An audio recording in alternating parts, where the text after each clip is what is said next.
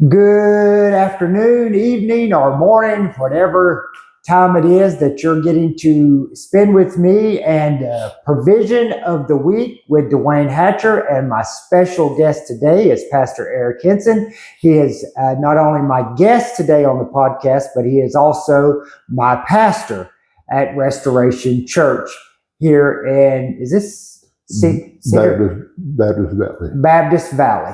Like I said, I'm having guests here for the summer on my podcast to just get a little insight of different people.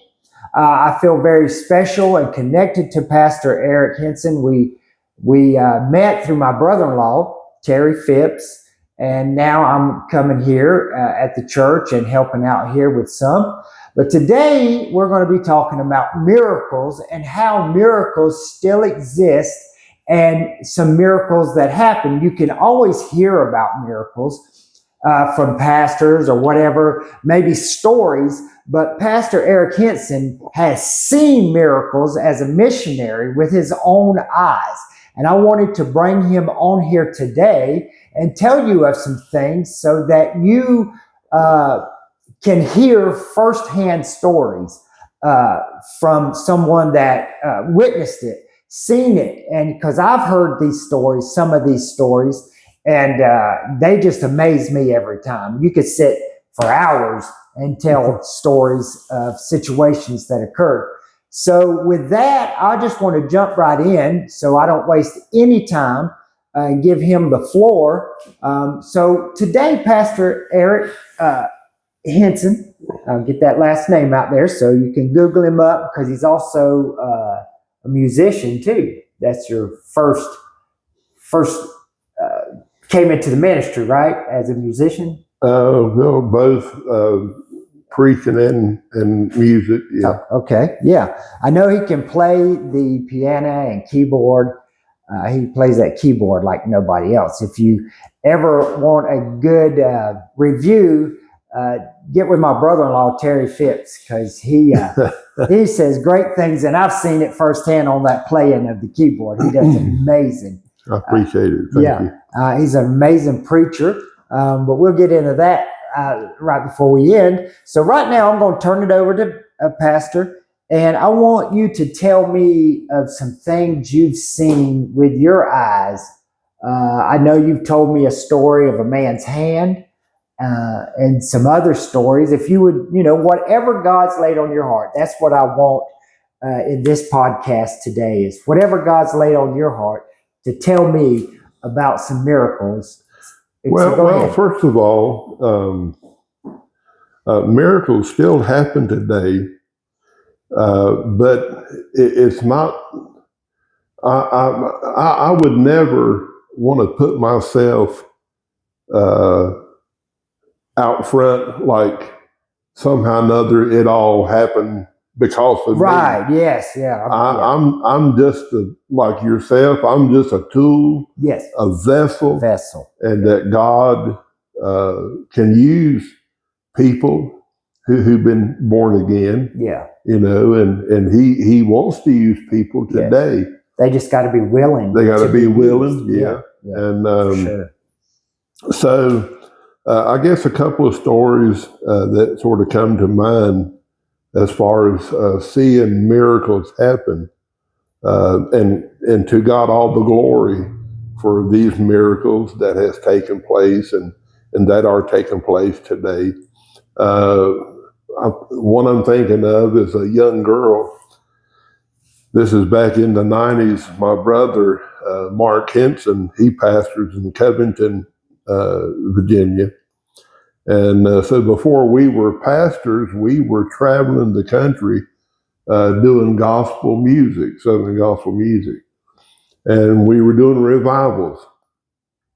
And we were at a church back in I think it was the early 90s.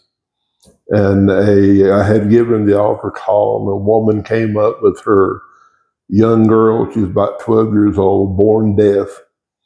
And I got to witness God restoring that girl's hearing.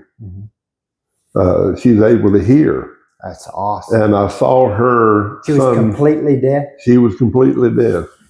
And the mother told me, she said, my baby has never heard my voice. And she said, I've never been able to tell her a bedtime story or sing her a song. And for a mother, her mother said tragic that. for a mother not to be able to do that. Yeah. And so I said, do you believe God can heal your daughter? And she said, I don't only believe it, I know he can. And so we acted on the word of God, where I think it's in the book of John, I believe it is, or Luke. It says that to lay hands on the sick and they shall recover. So we just acted out the word of God and prayed for the young girl. And I saw with my own eyes God restored that girl's hearing. And I saw her years later. She was 20 or 21 years old when I saw her years later. And she had no speech impediment. Usually people who are deaf, have. Very but bad. she, all those years, was able to hear, and her mother able to talk to her and tell her a bedtime story and sing a song, and so that was something tremendous to see. That was kind of like, well, there was two miracles. Think about it, two miracles in that. Not only was the girl able to get her hearing, but the mother got a miracle in her own, being able to speak to her daughter. Oh yeah. And to her, that was a miracle, to be able to speak to her daughter, tell her stories. It sure was. A mother loves that connection, to be able to do that as a mother. Yeah. And if you think about it, it reminded me of the story in the Bible where the man came to Jesus and the little boy, his boy was at home dying. Right. And he had the faith, as the mother had that faith, to believe that God was going to heal. And you acted in the gift that God gave you. It's because God gave him the gifts, not that any man has the power to do this, but God gave you the gift to do that, and you acted on that. But there are every born-again believer who sits in a church in this country, around the world, they are prime candidates for God to use them to do things like that. But they got to be willing and have a heart for God. And but God is looking for people to use. I think of something else happened. We were doing a concert, and this was in the I think the late 80s. We were in Greensboro, North Carolina, at it's the smaller, I think it's called like a town hall, but it's separate. It's outside the Greensboro Coliseum. And we had rented that auditorium for one night to do a concert. And several people were saved that night. And what a great miracle in that alone. That's the greatest miracle, is to see someone born again. Oh, sure. And so I forgot it was several that was saved that night. But there was a lady came up, and my dad was there with us. And the lady came up for prayer, and she said, I have a growth. It was about the size of a hen egg, about the half the size of the hen egg, but you could see it protruding out of her skin on the back of her neck. And so my dad, God had used him his whole life praying for people. And he put his hand on the back of that woman's neck, and we just prayed. We just asked God to remove this. And when he took his hand away, I saw this with my own eyes. Right. When he took his hand back, that growth, it just began to just go away. That's crazy. And I saw that with my own eyes. So I've experienced. Somebody says, "Well, how do you give me proof that God?" The world will say, "Give me proof that God exists. Show me the evidence of a God in the sky," as they would say. Yeah. And you've heard me say here when I'm in the pulpit here, I can't pull God out of a box. I can't reach my pocket and pull out evidence to show you. No. But for me, the true evidence or the proof is I've experienced. I cannot deny what I've experienced with God. Mm-hmm. First of all, He changed my life. Right. Yeah. He radically changed my heart, my life. But I can't deny what I've seen, what I've experienced, what I know. People can believe what they want to believe. They can do what they want. But I'm gonna believe what God is able to do because I've seen Him do it. I've experienced it. Right. And but along with miracles, miracles work hand in hand with salvation. That there is a verse where the Apostle Paul says that tongues, talking about speaking in tongues, he says tongues are a sign to the unbeliever, not to us who believe, but tongues are a sign to the unbeliever. Right.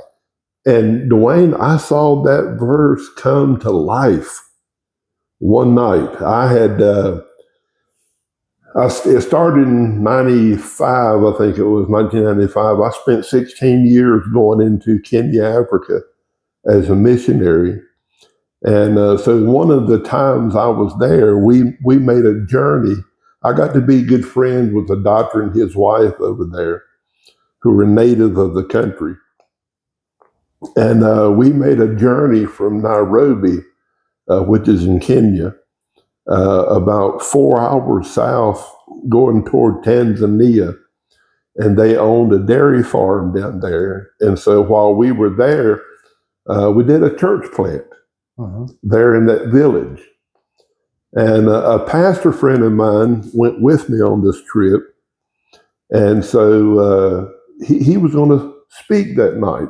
We had about probably 10, 15 people in this small room where we just started our first service in this church plant. Okay. And I'm standing there with the camera filming the service. And Dr. Cairo, the man who owned the farm, he hadn't got saved yet. He was a good, as far as being a fella, he was a good guy. He's a good fella, but he needed to be saved. Right, yeah. Well, we all need to be saved, yeah. He was an alcoholic. And so he was sitting there while this friend of mine was preaching. And at the end of the service, the friend of mine asked if he could pray for everyone. So he started with the man over here and went around praying until he got to Dr. Cairo. And so this pastor friend of mine, when he went to lay hands on Dr. Cairo's head, there's two languages they speak in that country, Swahili, and then they speak the Kikuyu language. And Dr. Cairo was of the Kikuyu tribe. Yeah.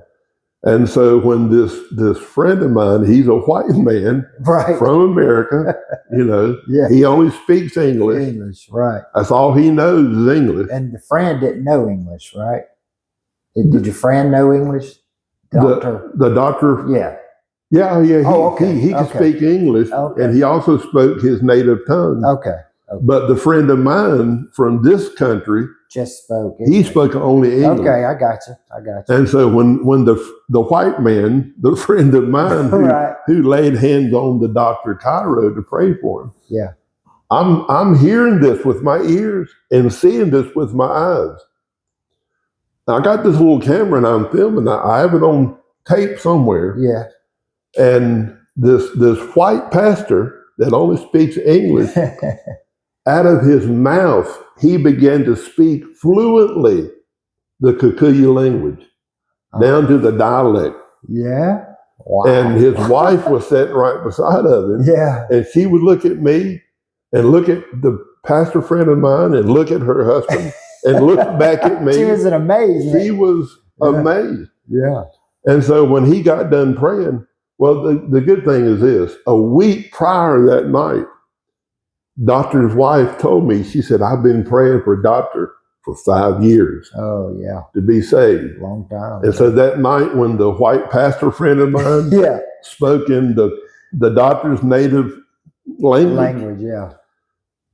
when he got done praying, I asked Mrs. Cairo, I said, what did my friend tell Dr. Cairo? She said, he told my husband I've been praying for him for 5 years. Yeah. In his own language. In his native language, the doctor's native language. Wow. And so when we got back to Nairobi, back to the doctor's house, we did a Bible study every night in their home. Mm-hmm. And so somewhere during that, I think that second week, he gave his heart to the Lord. And he got born again. Wow. God delivered him. And that first year, I was told later, he had read his Bible through many times. And they went to a church there in Nairobi that had I think, several thousand people. Mm-hmm. And he taught a Sunday school class. And but those kind of stories come back to my mind that I've seen. Right. It's not hearsay, but it's what I've seen with my eyes, heard with my ears. Mm-hmm. But I give God all the glory for what he's done. Yes, and I know you do. You've never claimed that you were the reason. Oh, no. I know. I've heard you, when you tell these stories, you make sure you emphasize that it was God. It's God all the way. 100%. Yes, sir. God. And, I'm so amazed at the stories that you tell me, not in disbelief, because I know in my own life what God has done. No, have I seen a person's hearing come back? No, I have not, or other things. But God, and this is what you as viewers need to realize, that God has worked some type of miracle in your life. If you'll sit and you'll just think, and you won't even have to think hard, God has worked a miracle, whether it be financial, marital, mental, physical. It doesn't matter. God has done something in your life, because God works miracles every single day, no matter how small or big. He's working in our lives. And the biggest miracle that most is granted daily is we wake up. We wake up. I think about that verse, Lamentations chapter 3, I think it is, where the writer says that God's mercies are new every morning. Great is thy faithfulness. And what a miracle to wake up to another day. To another day, because of his grace and mercy. Mm-hmm. And his mercy is very giving. Yes, it is. Very giving to us. And I'm glad to have you been on this podcast. I'm glad for the stories. I'm glad for you being my pastor. I've gotten a lot of knowledge since being here from your knowledge. And people, this was a few stories that the pastor has told of what he has seen. But today, I want you to understand these miracles still exist. They do. in great form and in small form. But you need God in your life. You have to first be willing and accept God, and you just don't know what He's going to use you for, what gifts He's going to give you privilege to have, to be able to use for Him. But just being a child of God, man or woman, just being a child of God is a great miracle that He allows us to be a part of. Oh, yeah. Would you say that, Pastor? Most definitely. Most definitely. I want the pastor to give some information on the church here. And if you do not have a faith-based church in this area here, in the Baptist Valley area, Cedar Bluff, Tazewell, Pounding Mill, this is the church that you should give a chance to, because I can promise you, Pastor Eric here does not take away from the Word of God, and he does not add to the Word of God. He reads it and gives it to you straight down of what God says in the Bible. And he only preaches what God gives him to use. He studies, he prays, he's diligent in his work for God. So, Pastor, just give us some info on the church and Pat, how long you've been here. We're located here, and I guess this is considered the Cedar Bluff area, but we're on Baptist Valley Road. Okay. Yeah, we were, for years, the name of the church was Baptist Valley Assembly of God. And a little over a year ago, we had changed our name to Restoration Church, but it's 1009 Baptist Valley Road. Okay. And we do a Sunday morning. Our Sunday school starts at 10. Our morning worship is at 11. Excuse me. And we do a Wednesday night that starts at 7. 7. And so we would love to have you guys, anyone to come out and be with us and worship with us. And we always have a good time in the Lord. Yes, always have a good time. We obviously got some good worship with the pastor knowing how to play that keyboard and singing. He's a very good singer too. We have some children's ministry and we have youth. So please. And Duane here is our new youth pastor. Right. Yeah. I wasn't going to say that, but yes, I am the new youth pastor, and we have youth every Sunday morning after the worship service. And the teens, the youth is between the ages of 12 and 18. If you have anybody of that age and want to bring them out to youth, please bring them. If you have you have kids younger than that, we also have a children's ministry as well, along with the pastor. So we're growing. We know God has got great things in store for this church. Expecting, yeah. Yes, I truly believe that in my heart, that God is doing a good thing here, and we have yet to see what He is going to do. Right. Continually growing, because the pastor here listens to the Lord, and he doesn't take any foolishness when it comes to not listening to the Word of God. He's very careful who gets on that platform.